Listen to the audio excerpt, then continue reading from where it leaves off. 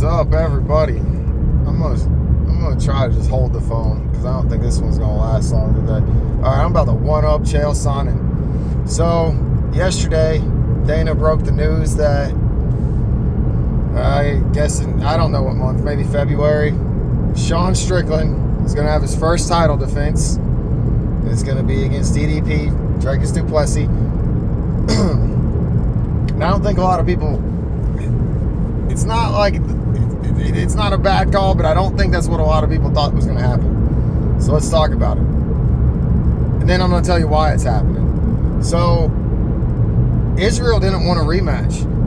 Israel actually wanted to have a fun fight in between there. The problem is there is no fun fight for Israel because he's at the top of the league. Like it's like you can't. It's like when Conor tried to fight Diego Sanchez. You can't do that. Like it's just. There's levels and you can't. No one's going to go in there for fun and get beat up.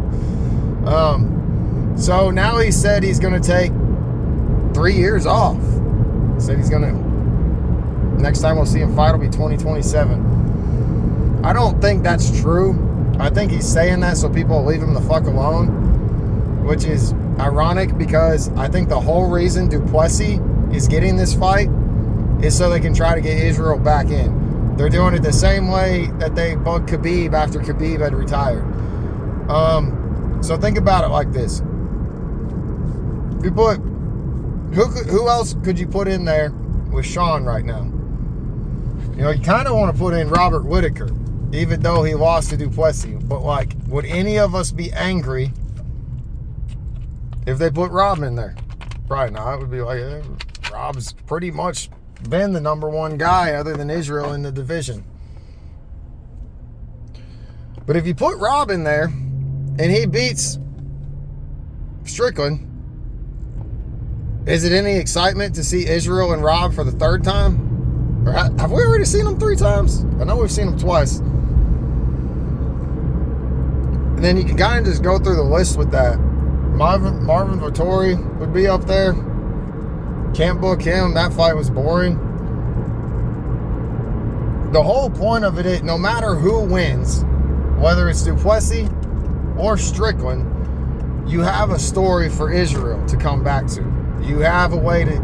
Dana can literally be like, man, this pay-per-view is going to sell a ton because of this, this, and this. And it gives him some leverage in a conversation with Izzy to try to bring Izzy back. That is 100% reason why I think du Plessis is taking this fight. Or was given this fight. Now see, if you guys remember, it wasn't that long ago du Plessis said he couldn't fight Israel because he was injured with his knee. And like, it was, I don't know if he wanted time or what, but like, I'm not saying the injury's fake. I'm saying he's playing his cards.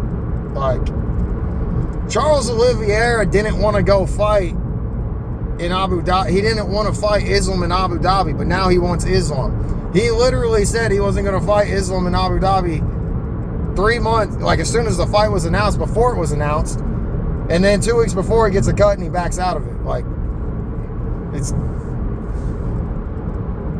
We could sit here as a fan and be judgmental of that, it's talking about Charles' situation.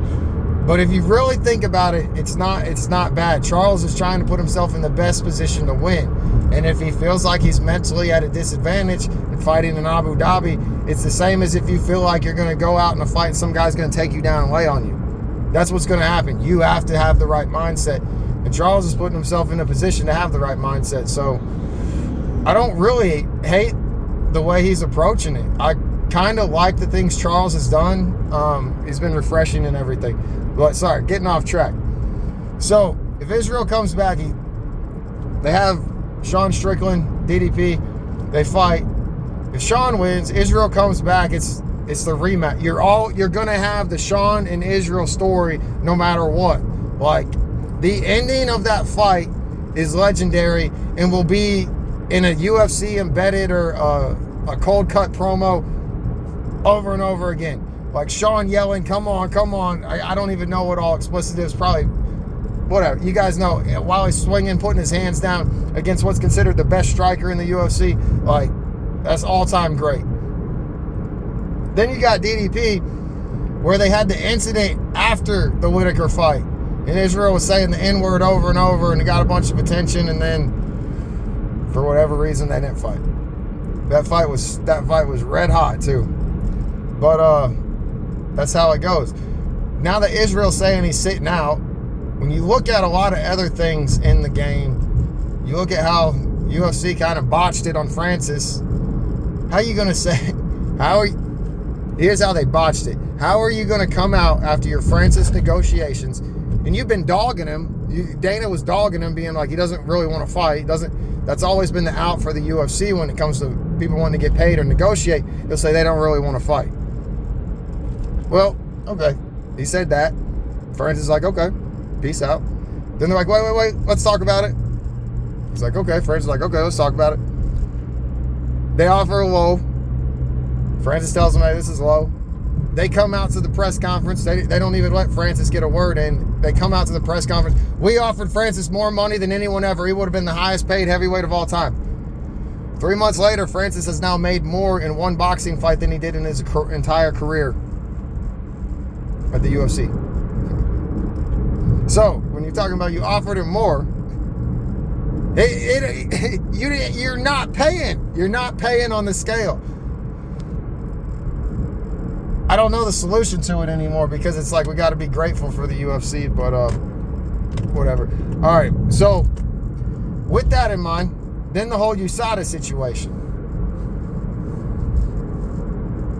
The UFC is basically just trying to get Conor, but the UFC, I feel like, is financially hurting for money. And I don't know if I ever put that video out about their money situation. I keep making a bunch of videos and then not releasing them. But